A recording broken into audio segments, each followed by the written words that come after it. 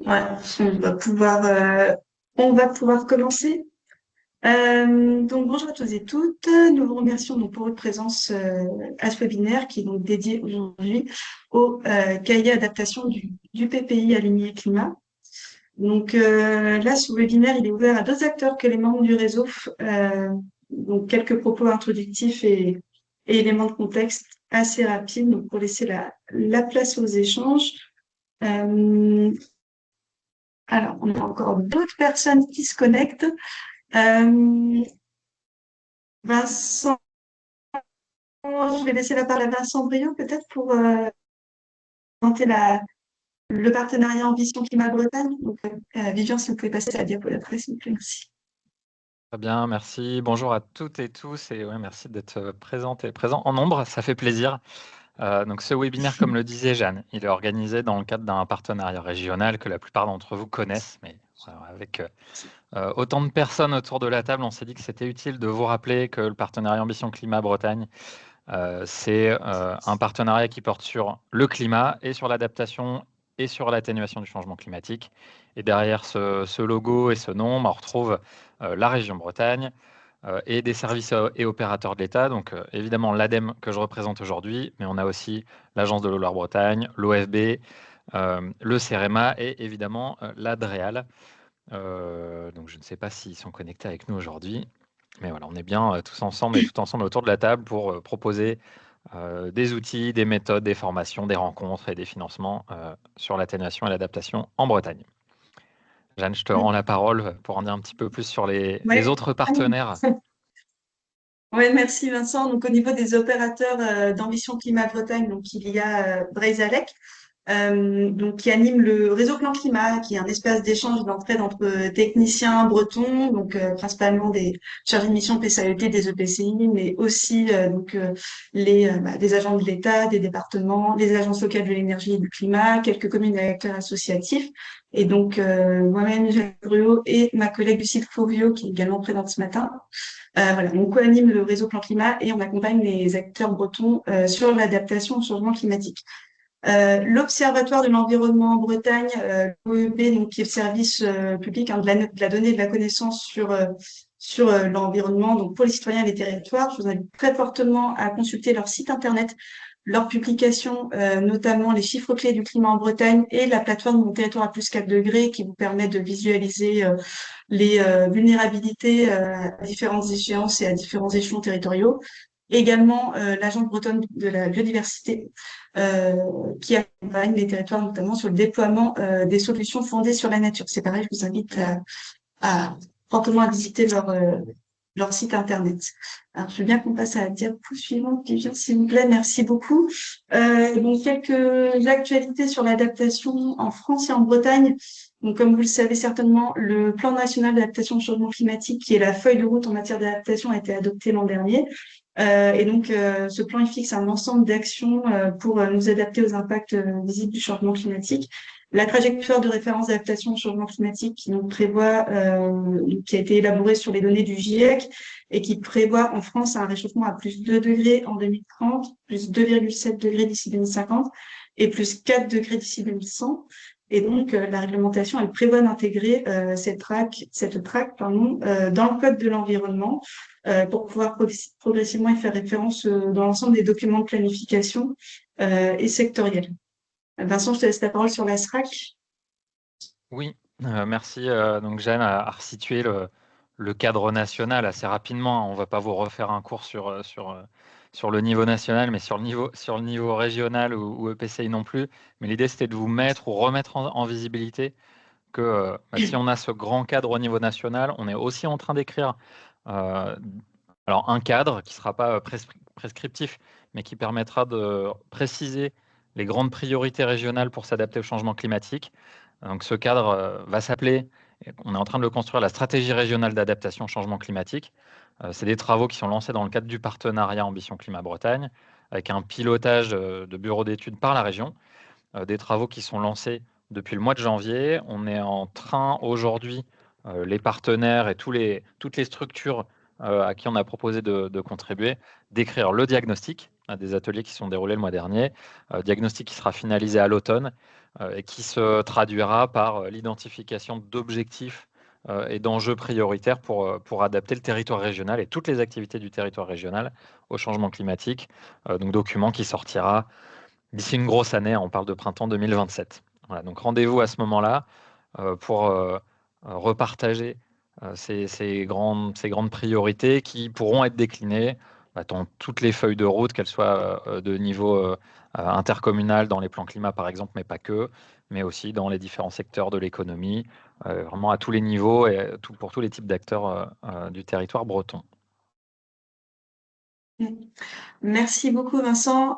Quelques mots donc sur le programme. Ah oui, alors si vous avez des questions, je te laisse la main, Vincent. Oui, merci.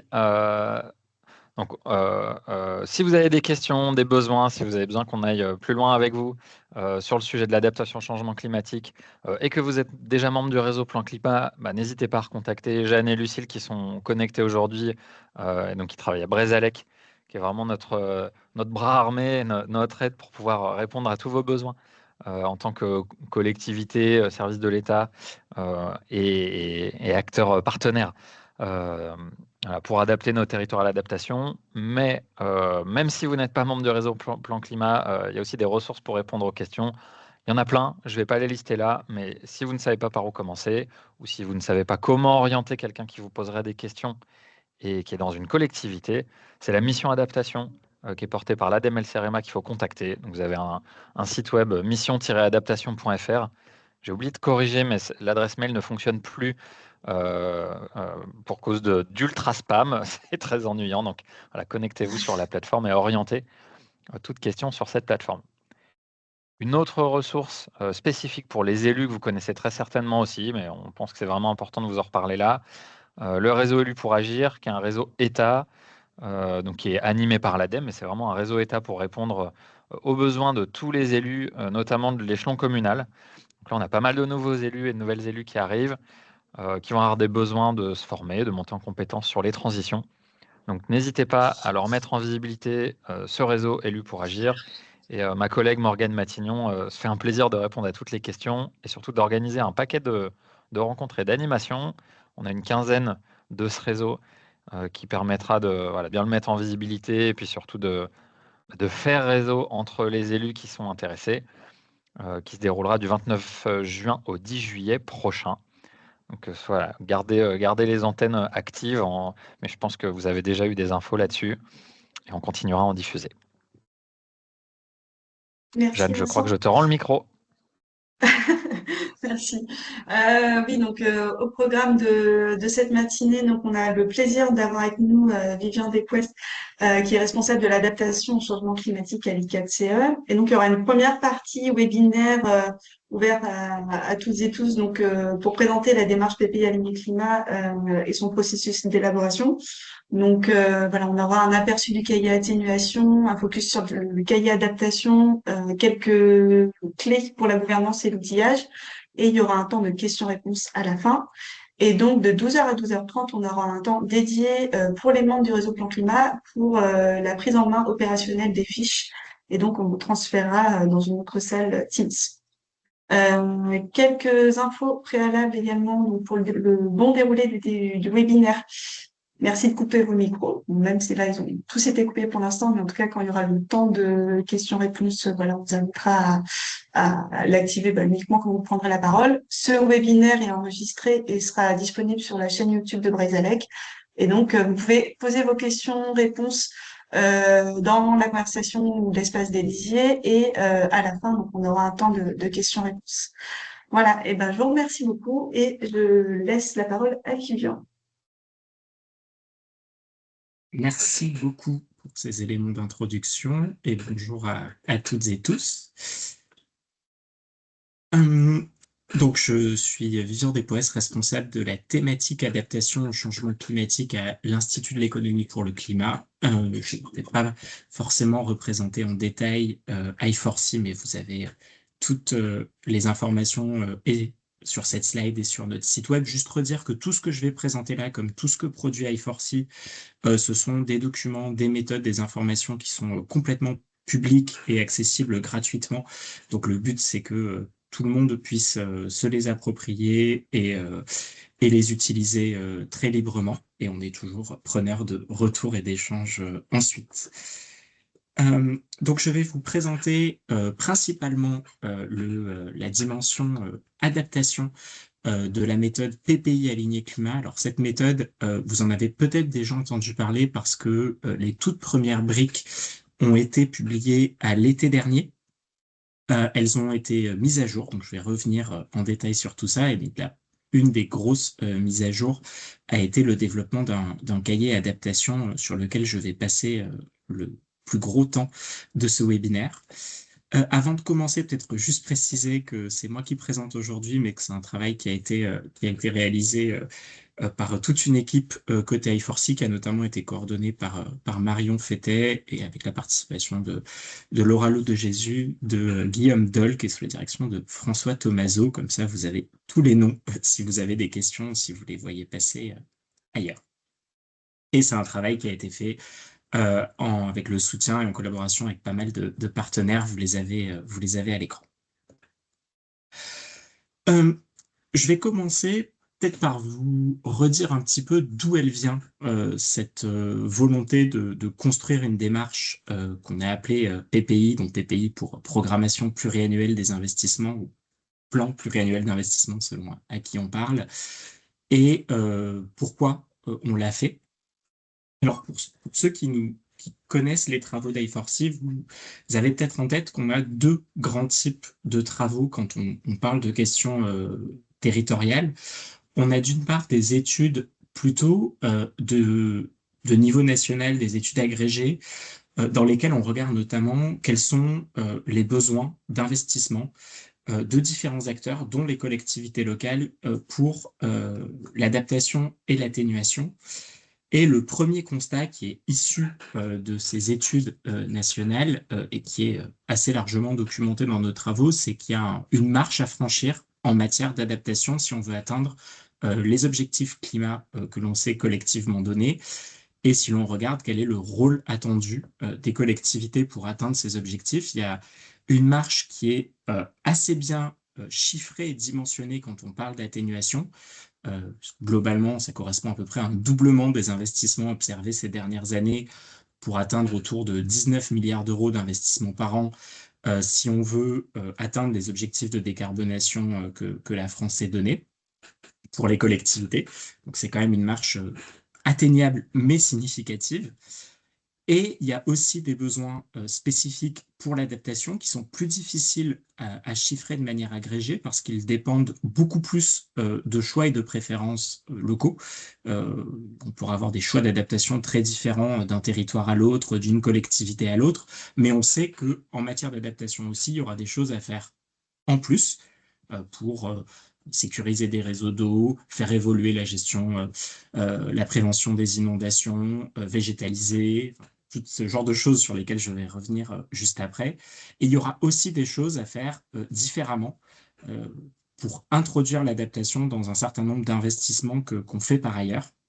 Je vais y revenir en détail, mais c'est de ce constat général qu'il y a un enjeu fort lié à l'investissement local pour atteindre nos objectifs climat, qui est notamment partie cette volonté de construire cette méthode-là, parce que il y a un deuxième constat qui, lui, est plutôt lié à notre deuxième type de travaux, qui est travaux plutôt méthodologiques pour accompagner la mise en place de stratégies climat, qui est que finalement, dans ces travaux-là, on voyait, et on avait pas mal de retours, que ces liens entre climat et investissement, ils avaient souvent du mal à se matérialiser localement, notamment du fait de difficultés dans le dialogue entre les stratégies climat et les stratégies financières. On a souvent d'un côté, je caricature un petit peu volontairement, des PCAET, des stratégies sectorielles qui fixent des objectifs, qui définissent des actions, et de l'autre côté, des débats budgétaires, des stratégies de financement qui n'intègrent pas toujours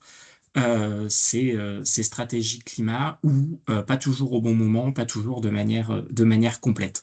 Et donc c'est mis côte à côte ces deux constats le besoin de franchir une marche en matière d'investissement et cette insuffisance du dialogue entre stratégie climat et financière qu'est née la volonté de construire cette méthode de PPI aligné climat.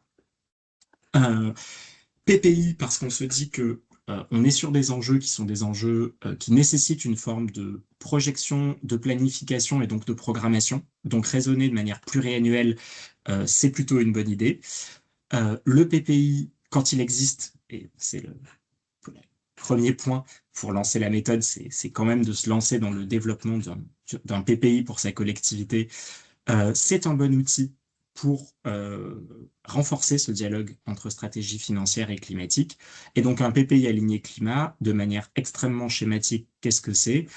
C'est une démarche qui permet de partir des objectifs climat que la collectivité s'est donnés, de les traduire en besoins d'investissement et d'intégrer ces besoins d'investissement dans sa programmation pluriannuelle des investissements, dans celle de la collectivité au sens large, donc éventuellement à côté d'autres types d'investissement, de manière à garantir que, au bout du compte, on fait bien tous les investissements nécessaires pour atteindre nos objectifs climat, avec éventuellement une logique un peu d'itération. Si on se rend compte qu'on n'arrive pas à faire tous les investissements, mais peut-être qu'il faut réinterroger cette stratégie climat.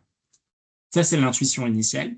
Toute la difficulté, tout l'apport, c'est comment on met ça en pratique. Donc, c'est ce qu'on a construit au cours des 18 derniers mois, à peu près. On ne l'a pas fait tout seul.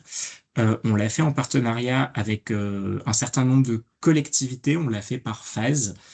On a commencé par construire toute la démarche d'ensemble et le volet atténuation avec un groupe de 10 collectivités pilotes que vous avez sur la gauche de la slide. Cette dimension initiale, on l'a enrichie toujours sur l'atténuation avec des compétences d'autres niveaux de collectivité, des départements et des régions.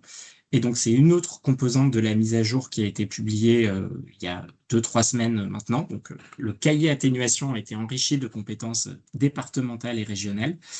Et on s'est lancé dans le développement d'un cahier adaptation qui, pour l'instant, à ce jour, ne couvre que les compétences communales et intercommunales, même si la philosophie générale et un certain nombre d'actions peuvent totalement parler. On a eu des retours en ce sens-là au département ou aux régions, mais ouais, le détail est sur le bloc communal. Sur ce cahier adaptation, on n'a pas travaillé avec un groupe de travail spécifique parce qu'il y a une assez grande diversité d'enjeux et une assez grande variété de maturité des stratégies dans différentes collectivités. Donc, on a préféré travailler plutôt par des échanges bilatéraux. Et donc, on s'est entretenu avec pas mal d'experts dans les différents opérateurs de l'État, experts techniques, mais aussi dans beaucoup d'experts métiers au sein de collectivités pour construire ce guide que je vais vous présenter, pour tester les hypothèses, pour faire réagir, même si voilà, aujourd'hui, le guide est disponible depuis 3 semaines, donc on est très curieux des premiers retours d'expérience et d'appropriation. De manière très générale, le processus PPI aligné climat tel qu'on propose, il est assez simple sur le papier. Il consiste à 3 grandes étapes qui vont a priori pas vous surprendre. La première, c'est de s'assurer qu'on a des objectifs climat qui sont définis de manière suffisamment claire et suffisamment précise pour en déduire des actions qui vont elles-mêmes être, dont on va pouvoir estimer les coûts, les besoins d'investissement. Donc cette première partie de définition des objectifs, elle est souvent, en particulier quand on parle d'atténuation, déjà bien faite, mais il s'agit de vérifier que tout ça est au niveau de ce qui est attendu en termes d'objectifs climatiques chapeau. Elle est parfois beaucoup plus à construire, notamment quand on parle d'adaptation. On va le voir juste après. La deuxième étape, c'est de traduire ces objectifs climat en besoin d'investissement. Là, c'est des choses que nous, on fait beaucoup à E4C dans nos études nationales. Et donc, ce qu'on a voulu faire avec cette méthode, c'est quelque part mettre à disposition nos clés de chiffrage, nos hypothèses, les chiffres qu'on a pu compiler pour permettre à toutes les collectivités de le faire sur leur propre plan et éventuellement avec en raffinant avec leurs propres données et leurs propres chiffres. Et de proposer, c'est la troisième étape, les bonnes clés pour intégrer ces chiffrages-là dans sa programmation des investissements, en voyant qu'il y a des interactions et des boucles d'itération entre tout ça. Voilà, encore une fois, ça c'était la partie un peu théorique de la chose. Je vais vous donner un aperçu très rapide du cahier atténuation, parce que c'est quelque chose qui a pu déjà être présenté par ailleurs dans différents contextes, donc vous pouvez assez facilement trouver des détails, et puis aussi parce que j'ai moins directement contribué au développement, donc je saurais moins rentrer dans le détail, mais je l'illustre quand même. C'est la logique exacte que je viens de vous montrer, mais déclinée sur ces questions d'atténuation. On part d'objectifs sectoriels quand on parle d'atténuation, qui sont généralement des objectifs en termes de pourcentage d'émissions ou de tonnes de CO2 à réduire. Là, ce qu'on emmène dans le cahier domaine d'action par domaine d'action, c'est des éléments qui permettent de situer ces objectifs. Alors, la méthode, elle est très légitimiste, entre guillemets, elle part des objectifs que se donne la collectivité, mais elle donne des éléments pour situer ces objectifs par rapport, quelque part, aux objectifs nationaux, aux attentes qu'il peut y avoir, notamment de par la stratégie nationale bas carbone, et de par différentes études ou travaux qui ont pu être faits pour essayer de donner à ces collectivités des outils pour dire finalement, dans cet objectif national, quelle pourrait être notre part à prendre, même si il n'existe pas de déclinaison normative de quel est le rôle de chacun et de chacune. Chaque contexte local est très différent, mais on donne des éléments qui aident à situer ces objectifs. Il y a parfois des éléments réglementaires, parfois plutôt des éléments de benchmark et de comparaison, parfois des éléments qui sont plutôt des exemples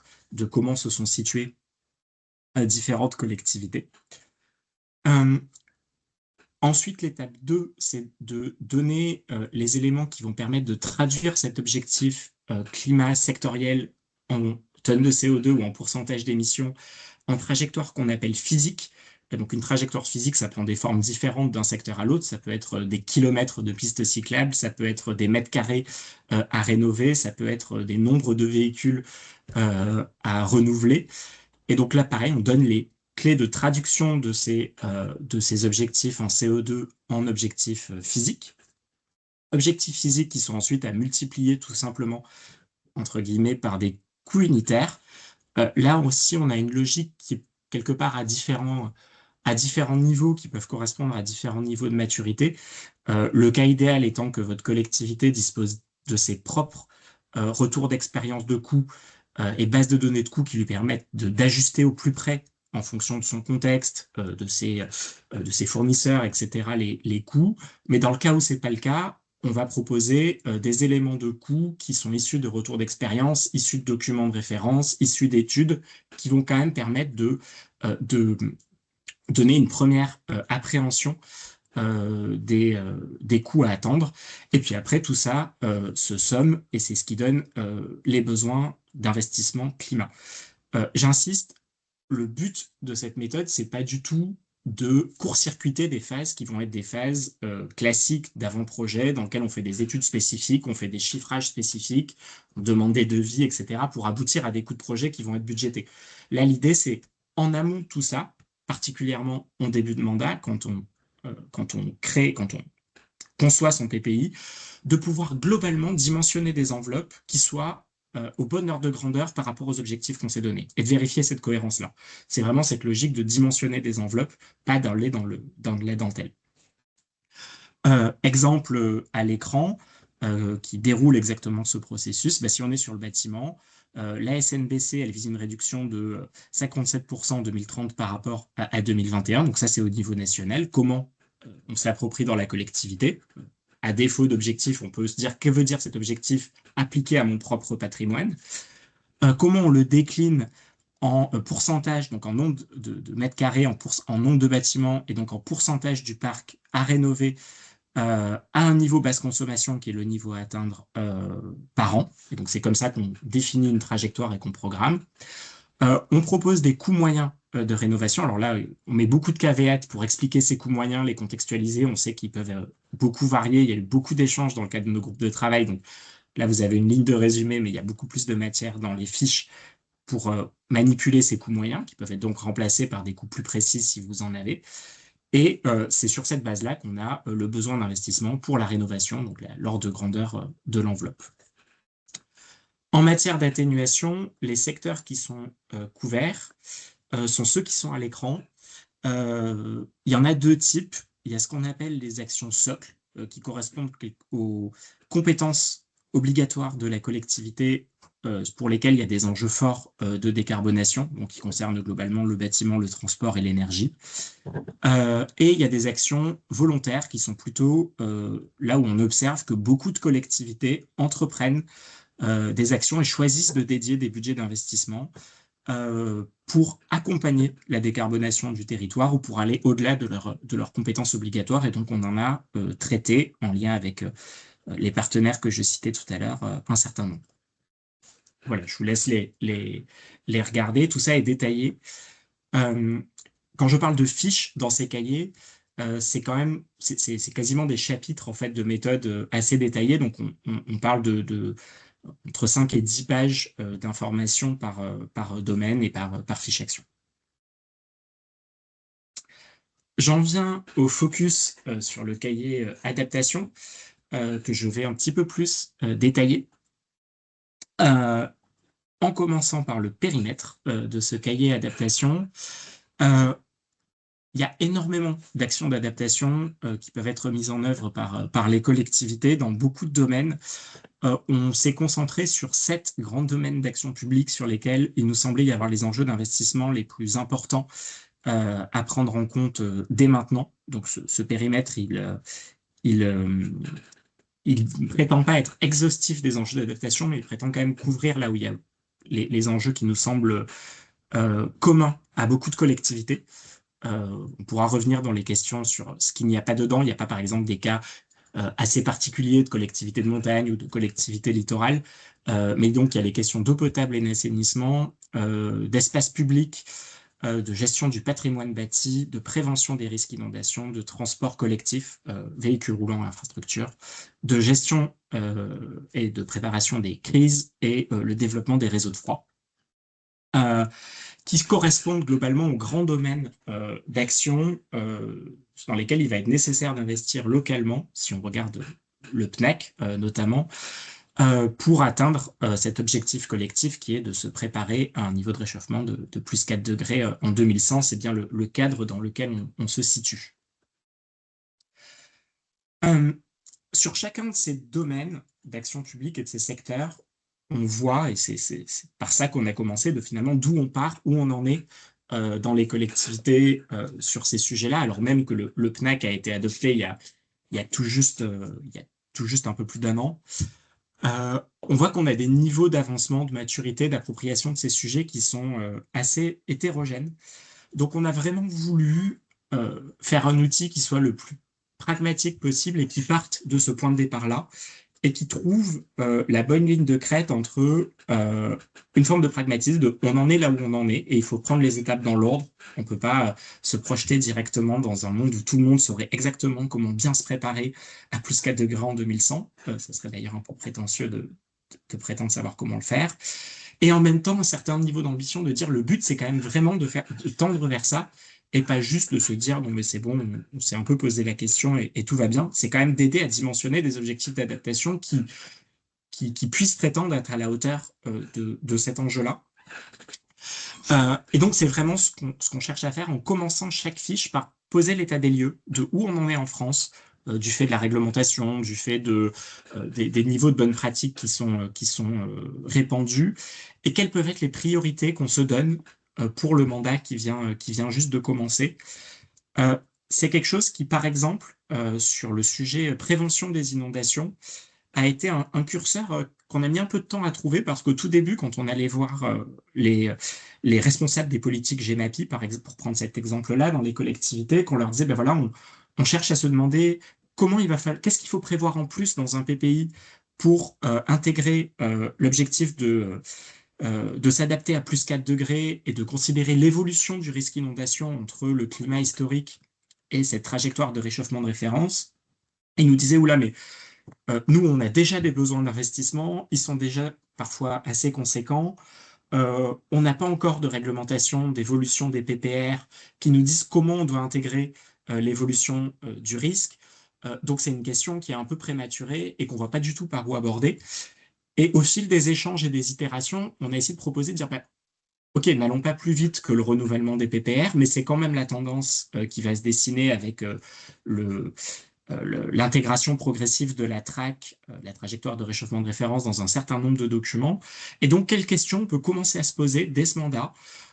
Quels éléments d'études pourraient commencer à être mis à jour? Est-ce qu'il y a certains investissements qu'on pourrait questionner éventuellement certaines marges de manœuvre, certaines marges de sécurité? Et c'est comme ça qu'on a pris cette question particulière des inondations et quelque part a été plutôt bien accueillie sur les questions que ça aide à poser. Voilà, c'est juste un exemple. Il y a d'autres sujets qui sont plus mûrs et on a pu aller plus loin, plus vite. Question par exemple d'espace public, de végétalisation, ce type de choses-là, où il s'agit au contraire de passer de choses expérimentales qui ont souvent déjà été faites sur les mandats précédents à des niveaux d'ambition un peu plus importants sur le mandat qui s'ouvre. Donc voilà, on a vraiment ce socle sur chaque fiche de où on part et quelle priorité, quel scénario vers lequel on veut se projeter. Ensuite, la grande question que pose cette méthode et qui a été le point dur de son élaboration, c'est quel niveau d'ambition pour l'adaptation? Parce que le PNAC 3, et c'est normal, il l'invite à se poser la question de l'adaptation dans un certain nombre de domaines, mais il n'est pas prescriptif sur les niveaux d'ambition à atteindre, le plus souvent parce qu'en fait, les niveaux d'ambition, ils appartiennent à chaque collectivité. Ils peuvent être différents de chaque contexte local en fonction du niveau de risque qu'on est prêt à accepter ou pas, d'un certain nombre de contraintes et aussi d'un certain nombre de préférences. Il peut y avoir plusieurs manières de s'adapter. On peut compter des collectivités qui pourront peut-être compter sur des approches plus technologiques que d'autres qui vont vouloir promouvoir, même si c'est quand même la tendance générale, des actions fondées sur la nature. Voilà, si on prend les différentes stratégies, on voit qu'il y a différentes approches, donc il n'y a pas de document prescriptif.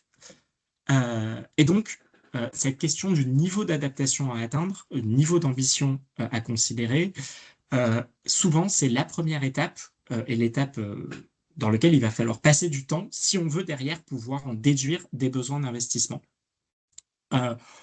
On n'est quand même pas complètement lâché dans la nature. Il y a un certain nombre d'éléments qui peuvent aider à borner cette question et à organiser ce débat sur le niveau d'ambition. On les documente dans la méthode en proposant une revue des actions les plus fréquemment mises en œuvre et conseillées par un certain nombre de guides, notamment de guides sectoriels comme ceux de l'ADEME, comme ceux du CEREMA, des points de repère sur les niveaux de curseur et les niveaux d'ambition à partir de références nationales quand il y en a, de parangonnages nationaux, européens quand il y en a, d'avis d'experts quand il n'y a pas d'études de référence. Et on propose des zooms pour dire, bah voilà, concrètement, à quoi ça peut ressembler, secteur par secteur, de se doter et de définir un vrai niveau d'ambition pour l'adaptation.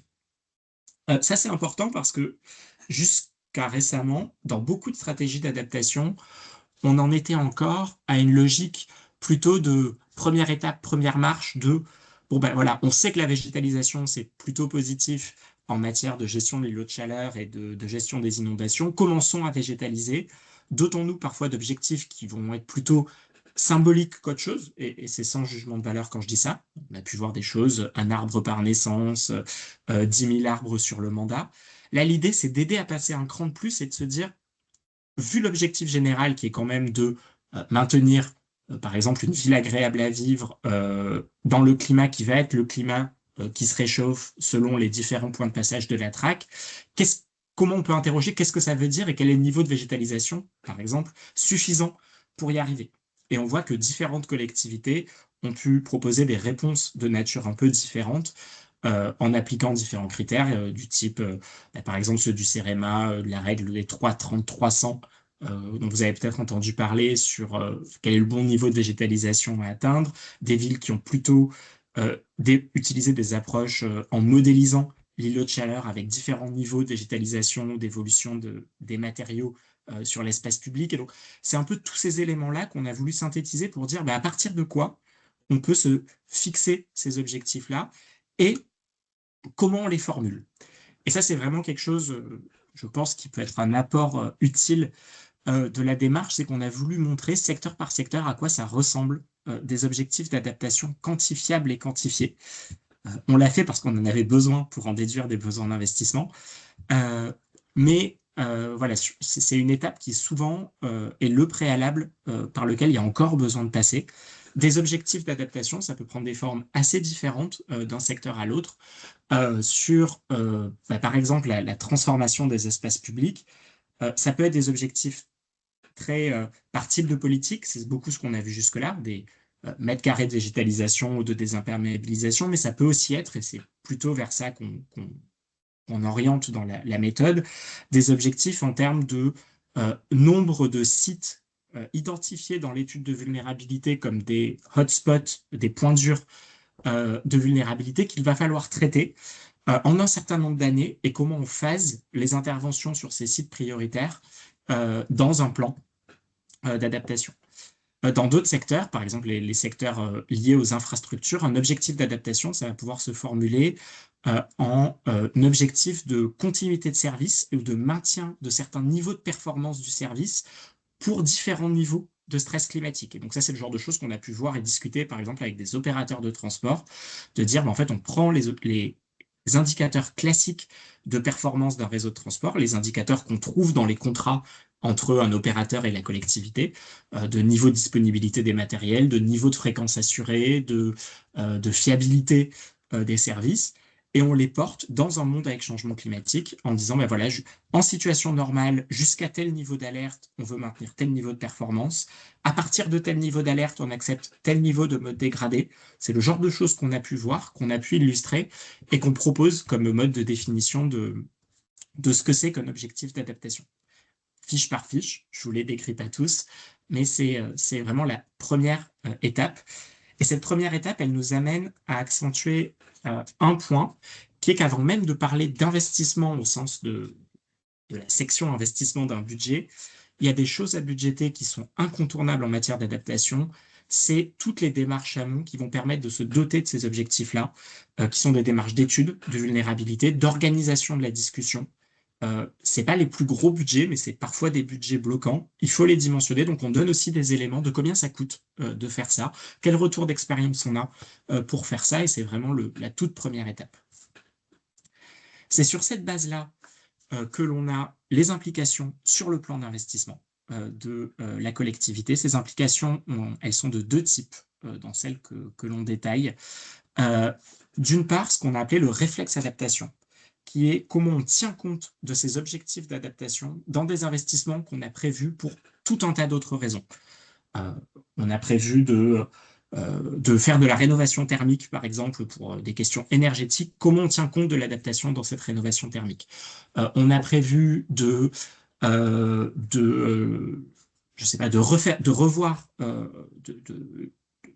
rénover une voirie.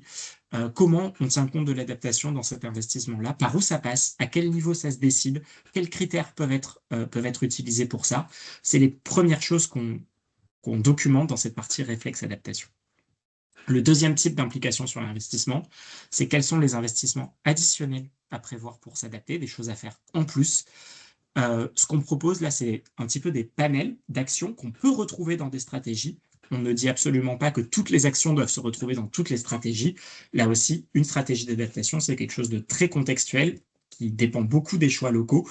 Donc, ce qu'on propose, c'est un petit peu les briques avec lesquelles composer et avec lesquelles, après, on peut dimensionner son plan d'investissement. Là, j'affiche, mais je ne vais pas les détailler parce que le temps file.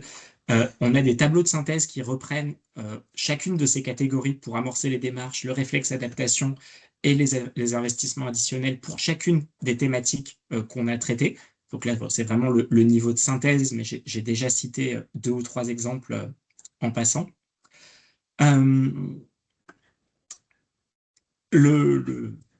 les fiches sont vraiment construites pour donner à chaque fois le quoi. C'est quoi la ligne d'investissement qui va être concernée, et puis le combien. Sur le combien, vous verrez en découvrant les fiches que c'est souvent plus difficile d'avoir des chiffres que quand on parle notamment des sujets d'atténuation, pour tout un tas de raisons, notamment le fait que c'est des sujets plus récents sur lesquels on a moins de retours d'expérience, aussi parce que c'est des sujets sur lesquels les coûts sont extrêmement dépendants des contextes, et ça nous est beaucoup remonté de tous les collectivités avec lesquelles on a discuté, de tous les cas d'études qu'on a fait. On a des variations de coûts très très fortes d'un contexte à l'autre, donc on essaye d'amener des éléments qui sont plutôt des points de repère que des coûts moyens à utiliser. On essaie de les amener pour les actions à faire en plus, donc quels sont un peu les coûts types d'actions d'adaptation à budgéter, mais on essaie aussi de les amener pour caractériser d'éventuels surcoûts sur des investissements déjà prévus quand on va essayer d'y intégrer de l'adaptation. Ces surcoûts, il faut bien comprendre qu'ils ne sont pas toujours évidents à caractériser, parce que finalement, les situations dans lesquelles le delta adaptation il est facile à isoler sont assez rares. On en a quelques-unes. Si vous refaites une voirie et que vous décidez d'ajouter des arbres, bon, vous pouvez regarder le coût des plantations. Mais finalement, ce qui arrive le plus souvent, c'est qu'on conçoit le projet différemment. Et donc, ça fait varier tout un tas de curseurs de coûts à l'intérieur même du projet. On ne prend pas tout à fait les mêmes matériaux, pas tout à fait les mêmes dimensionnements, etc. Et que c'est assez rare, les projets pour lesquels on s'amuse à faire 2 fois le projet pour comparer 2 fois les devis et aboutir à 2 versions des coûts de projet. On a quelques exemples dans la littérature où on les mobilise, mais ils sont relativement rares. Et surtout, on voit que sur un certain nombre de projets, la prise en compte de l'adaptation, elle ne modifie pas forcément les coûts de projet, mais elle modifie les équilibres d'ensemble. Je prends un exemple. Dans une opération d'aménagement, par exemple, si vous avez une ZAC et que vous discutez des critères d'adaptation que vous allez imposer quelque part aux promoteurs qui vont développer les lots sur la ZAC, vous pouvez avoir des critères qui les amènent à faire des logements traversants de manière systématique, beaucoup plus facile à ventiler, bien meilleur du point de vue du confort d'été. En soi, faire un logement traversant, c'est pas forcément plus cher en termes de coût de construction. Par contre, ça modifie comment on peut distribuer des appartements sur un palier dans un bâtiment, et donc éventuellement quel peut être le modèle économique de l'opération en termes de nombre d'appartements, de coûts au mètre carré, et donc toute la négociation avec le promoteur sur les coûts de revient. Et donc dans une opération, par exemple, avec des objectifs de logement social, ça peut totalement changer la discussion. Et donc c'est assez compliqué à chiffrer, mais on essaie d'expliquer ces mécanismes-là. J'avance parce que le temps file. Donc voilà, là c'est c'était les implications sur l'investissement. On insiste aussi beaucoup sur le fait que quand on parle d'adaptation, l'investissement, c'est qu'une composante. C'est une composante qui dépend d'autres types de dépenses, qui dépend de dépenses qui sont plutôt en section de fonctionnement, d'une part parce qu'il y a toutes les étapes amont que j'ai citées tout à l'heure, réaliser les études, organiser la discussion, etc. C'est parfois le point bloquant, il faut du temps, il faut des gens, il faut de l'expertise, donc il faut le budgéter aussi. Et aussi parce que les investissements, parfois, ils sont générateurs de dépenses de fonctionnement. L'exemple type de ça, c'est les espaces verts. Planter, ça demande de l'investissement. Entretenir les espaces verts, ça génère des dépenses de fonctionnement, et c'est parfois le facteur limitant, donc il ne faut pas le perdre de vue dans l'équation, même si là, on se concentre sur l'investissement. Et puis l'autre élément, c'est que il peut y avoir un biais un peu glissant à se concentrer sur l'investissement quand on parle d'adaptation, c'est de considérer que certains types d'actions d'adaptation, souvent les actions en dur, les actions par l'infrastructure, par la mesure technique, ce n'est pas toujours les meilleures solutions.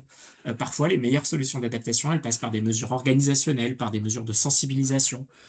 On peut investir et interconnecter des réseaux d'eau pour sécuriser l'accès à l'eau, mais on peut aussi faire un travail d'accompagnement, de sensibilisation pour que les usagers de l'eau aient des comportements plus sobres. Pas du tout le même type de dépenses. Généralement, une stratégie d'adaptation, ça combine tout ça. Donc, on met des gros drapeaux rouges pour dire attention, n'ayons pas un biais investissement trop fort, même si on est dans le cadre d'un exercice de type PPI. Voilà, je passe très vite sur les dernières étapes qu'il y a dans les fiches. On donne quelques éléments très qualitatifs sur la partie bénéfice de l'adaptation.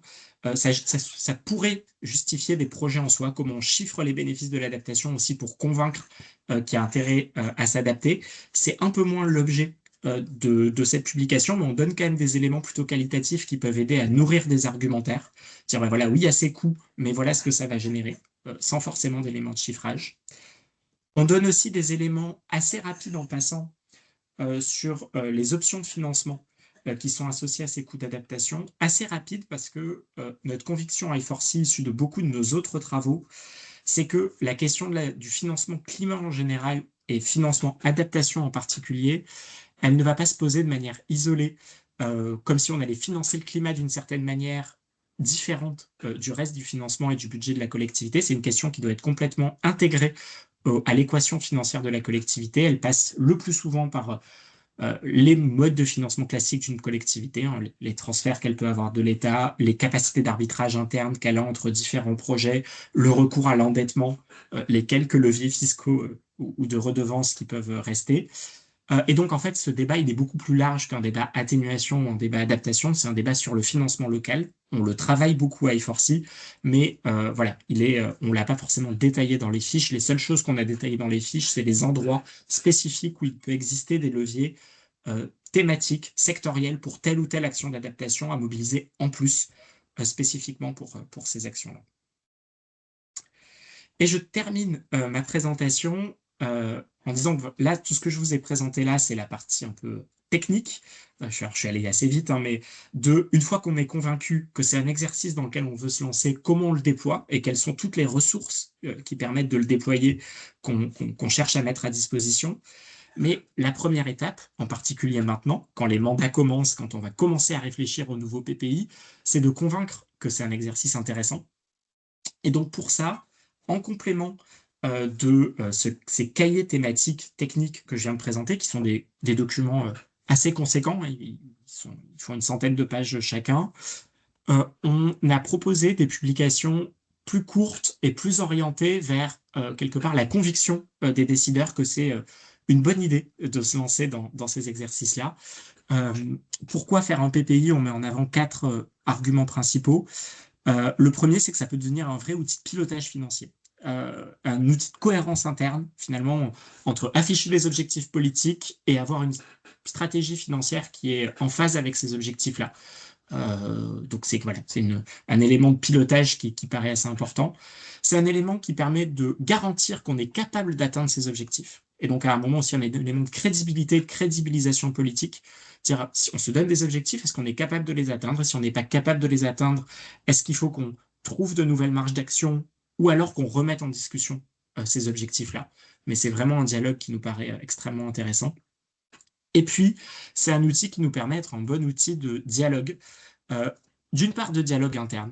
On disait au début, mieux faire dialoguer stratégie financière et stratégie climat, ça passe notamment par mieux faire dialoguer élus climat, élus finance, services financiers, services climat et services et élus métiers. Et on voit que se mettre autour de la table, autour d'un objet commun, comme la création d'un PPI, c'est un excellent outil de dialogue. C'est vraiment peut-être les retours les plus intéressants qu'on peut avoir. Et puis, éventuellement, dans un deuxième temps, on espère que cet outil, et avoir un PPI climat, peut aussi devenir un élément de discussion avec des financeurs. On sait qu'il y a de plus en plus de financeurs, notamment publics, qui sont très attentifs à l'alignement entre une politique climatique et une stratégie financière. On identifie un certain nombre de facteurs de réussite dans ces documents-là. Je ne vais pas forcément tous les détailler, c'est plutôt des facteurs de gouvernance, des facteurs d'organisation, de comment on cadre la démarche pour qu'elle se passe bien. J'insiste juste sur le premier, il est tout bête, mais il est primordial, c'est déjà d'avoir une démarche de PPI. C'est une bonne pratique, mais ce n'est pas encore une pratique totalement généralisée. Si on veut faire un PPI climat, encore faut-il déjà se lancer dans une logique pluriannuelle. La toute dernière chose que j'ajoute, c'est que c'est un exercice, le PPI aligné climat, qui est un exercice complémentaire à d'autres exercices, et notamment à l'exercice de budget vert. Nous, c'est à partir de l'exercice de budget vert qu'on s'est dit il manque quelque chose si on veut aller vers les objectifs climat. Le budget vert permet de faire une photo, de dire où on en est, éventuellement quelles sont les dépenses réorientables, quelles sont les dépenses arbitrables, mais il ne dit pas du tout est-ce qu'on est au bon niveau d'investissement, et comment on organise les prochaines étapes pour passer d'un budget vert qui est une photo à un instant T à des budgets qui nous garantissent qu'on va atteindre nos objectifs climat. Et donc voilà, on est vraiment sur deux exercices très complémentaires et on détaille cette complémentarité dans nos guides méthodos. Tout ce que je viens de présenter là, c'est disponible dans les différentes publications qui sont sur notre site. Elles sont résumées là pour dire finalement où vous êtes, de quoi vous avez besoin. Vous n'avez qu'à cliquer sur le bon lien PDF. Et c'est aussi assorti d'un jeu sérieux qu'on a développé avec la Banque Postale pour s'approprier un petit peu toutes ces questions et que vous pouvez vous approprier. Je m'arrête là pour avoir du temps de discussion. Et je crois que j'ai vu passer pas mal de questions. Ouais, merci beaucoup, Vivien, du coup, pour cet éclairage précieux sur le PPI, enfin, le pays adaptation du PPI aligné climat. Alors, au niveau des questions, il y a une question de Flavie Martin sur avez-vous travaillé sur le scénario RCP 8,5? Ce scénario est pris dans l'étude quand le vent façonne la ville. Ouais, je sais pas si vous voulez répondre, Vivien. Je peux répondre. Alors, effectivement, nous, c'est toute la démarche se situe dans le cadre qui est celui du PNAC et donc de la trajectoire de réchauffement de référence. La trajectoire de réchauffement de référence, elle propose une manière de réfléchir légèrement différente de celle par scénario, qui a l'avantage d'être plus lisible, qui est finalement de dire, peu importe le scénario climatique sur lequel on se situe, le moment où on passe certains niveaux de réchauffement, on a certains impacts auxquels il faut se préparer. Il existe des clés de traduction. Météo France les détails, par exemple, ils sont détaillés sur le portail DRIAS ou dans les documents associés à cette trajectoire de réchauffement de référence qui permettent assez facilement de passer d'études qui auraient été faites sur la base des scénarios de type RCP, SSP du GIEC avec les niveaux de la trajectoire de réchauffement de référence. Donc ce passage, il est toujours possible. Nous, dans l'étude, la méthode, là, pardon, on est vraiment dans le cadre et dans le langage de la track. Donc, on dit, voilà, comment on se prépare, ce qu'on disait tout à l'heure, hein, 2 degrés 2030, 2,7 2050, 4 degrés France 2100. Sachant qu'en matière d'adaptation, le niveau de réchauffement, c'est une des composantes pour dimensionner les investissements, mais c'est pas la seule, parce que finalement, elle nous dit quel est le niveau d'exposition, éventuellement, elle permet de mieux comprendre les vulnérabilités, mais à un moment, le comment on répond au risque, quel niveau de risque on accepte, ça dépend aussi d'autres facteurs de sensibilité, de choix, qu'il faut prendre en compte et donc qu'on détaille aussi. Donc finalement, le cadre qu'on propose, il se situe dans ce cadrage général, mais on ne fait pas référence en permanence au niveau de réchauffement dans la méthode. Ok, merci beaucoup, Vivien. On avait ensuite une question qui a rencontré un franc succès. Le coût de l'inadaptation, le coût de l'inaction fait-il partie des éléments abordés dans les cahiers? Alors, de manière extrêmement rapide, ça a été une grande discussion parce qu'effectivement, c'est un sujet qui remonte énormément. Dans les cahiers, la seule manière dont ils sont adoptés, je suis passé très vite dessus, c'est quand c'est les éléments que l'on donne sur les bénéfices de l'adaptation. Parce que généralement, le premier bénéfice d'une action d'adaptation, c'est d'éviter des coûts d'impact et des coûts de l'inaction. Et puis après, un certain nombre d'autres co-bénéfices de l'adaptation. Et c'est ce que je disais, en fait, chiffrer ces bénéfices et donc ces coûts de l'inaction, ça serait une démarche et un projet en soi. On a quelques éléments qu'on a finalement choisi de sortir du cahier, mais qu'on va probablement publier par ailleurs. Mais là, on s'est centré sur le fait qu'on a décidé qu'on s'était doté de ces objectifs, qu'on avait des plans d'action d'adaptation. La question, c'est comment on les traduit en besoin d'investissement. Et nous, ce qu'on veut chiffrer, c'est vraiment des choses qui, à un moment, vont se retrouver dans les budgets. Les coûts de l'inaction, c'est plutôt une démarche qu'on fait en amont pour convaincre et pour arbitrer. Donc, ça nous semblait d'une nature un petit peu différente. Ça pourrait justifier des choses en plus, mais voilà, c'est abordé de manière très rapide dans la méthode. Merci beaucoup. Oui, donc plus un outil effectivement pour inciter au développement des investissements et la mise en place du PPI. On avait ensuite alors une question sur les évaluations de coûts d'investissement. Est-ce qu'il y a une prise en compte des assurances dans l'hypothèse où les biens et investissements ne seraient plus assurables? Voilà. Est-ce que c'est des éléments qui sont abordés? Alors non, pas dans ce projet-là. Je pense que ça le serait justement si on allait plus loin sur ces questions d'inaction. Euh, Nous, là, vraiment, ce qu'on regarde, c'est si on veut lancer ces projets aujourd'hui, combien il faut inscrire à son PPI pour les rendre possibles. C'est pas une analyse économique complète ou encore moins socio-économique de l'opportunité des investissements ou de voilà, comment ça ferait évoluer le bilan global. Mais c'est des questions qui sont extrêmement intéressantes aussi, mais là qui débordaient du périmètre de cette étude-là. Enfin, de cette méthode-là, pardon. Ouais, merci beaucoup. Ben, Nicolas, sur ces questions d'assurance, je vous invite à regarder les rapports de la Caisse centrale de réassurance qui apporte ces éléments de manière très complète et intéressante. Une autre question sur, avez-vous des recommandations en termes de déploiement d'outils de finances durables? Est-ce pertinent d'initier le budget vert puis le PPI aligné climat? Peut-être l'inverse, les deux en même temps ou pas forcément? Alors, Une petite question sur la temporalité. il y a dans la partie qui s'appelle guide méthodologique des différentes publications que je mentionnais à la toute fin et que je réaffiche tout de suite, si je les retrouve, pardon. Il y a on a 2 ou 3 pages qui explicitent et détaillent l'articulation entre ces outils, ce que font les uns, ce que font les autres. Généralement, ce qu'on observe et qui nous paraît, qui est probablement plus logique, ce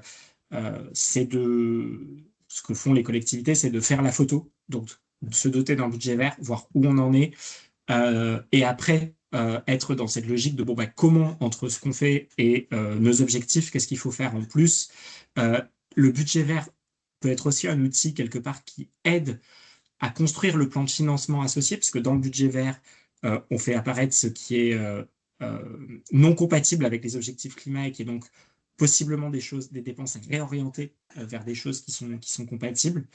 Après, ceci étant dit, il n'y a pas besoin d'avoir fait un budget vert pour faire un PPI aligné climat. Euh, voilà, c'est 2 exercices qui peuvent être autonomes, qui sont complémentaires. Là où ils se retrouvent, c'est que c'est 2 exercices qui mettent généralement à peu près les mêmes personnes autour de la table et qui font dialoguer les mêmes personnes. Donc c'est vrai que quand on a fait l'un, on peut commencer à avoir des habitudes de travail, un langage commun qui aide à faire l'autre. Mais voilà, là par exemple, je pense qu'on est en début de mandat. Si vous n'avez pas de budget vert, mais que vous lancez votre construction de PPI dans les prochains mois, ben, c'est tout à fait possible de se lancer dans un PPI en réfléchissant PPI aligné climat. Voilà, c'est parce que le PPI, on le fait généralement qu'une fois. Donc si vous attendez à avoir fait votre budget vert, ben, vous avez loupé tout un cycle. Donc voilà, c'est 2 exercices plutôt complémentaires et on détaille cette complémentarité. Merci beaucoup, Vivian. Est-ce qu'il y a d'autres questions? Alors, on avait une remarque intéressante, effectivement, par rapport au PIX qui peut aider à évaluer les risques. Est-ce qu'il y avait d'autres questions? Sinon, on va pouvoir basculer sur la partie prise en main opérationnelle des fiches pour les membres du réseau. Je fais Pas un d'autres questions? tout petit Ouais, rebond très rapide sur les PIX. oui, Il y a une oui. fiche sur la partie gestion de crise qui parle normalement de PCS notamment de PCS et de PIX. Et on a vraiment voulu dire que la partie résilience aval faisait totalement partie de la démarche intégrée d'adaptation. Il y a tout ce qui est réduction des risques en amont, il y a tout ce qui est préparation à la gestion de crise. Ça peut aussi nécessiter des investissements. Et donc, on a une fiche dessus. Ok. Merci beaucoup, Vivian.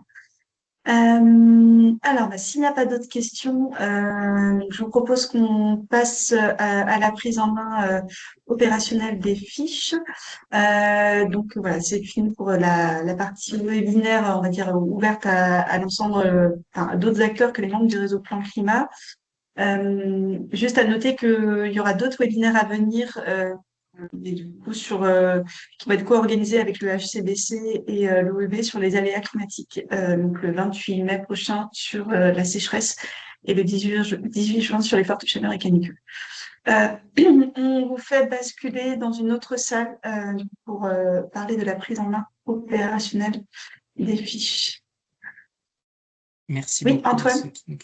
Oui, merci pour le webinaire. Merci à toi, Antoine.